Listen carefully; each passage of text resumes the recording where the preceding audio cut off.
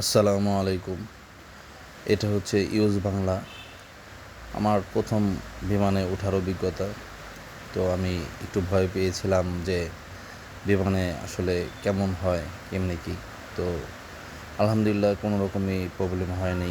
আমি এইমাত্র বিমানটা ছেড়ে দিল আকাশে ওঠার কাছাকাছি। এই যে আকাশে উঠে গিয়েছে, আকাশ থেকেই দেখা যাচ্ছে বাড়িঘর এবং একদম মেঘের ভিতরে ঢুকে গেল। তো আমি বসে আছি একদম রিল্যাক্সে। এরপরে আমি দুইটা বিমান আমার ওঠার অভিজ্ঞতা হয়েছে। আমি এয়ার ইন্ডিয়ায়, চেন্নাই থেকে এয়ার ইন্ডিয়াতে আমি কলকাতায় আসতেছি। তো এখানে একটা ভয়াবহ একটা অবস্থা ছিল।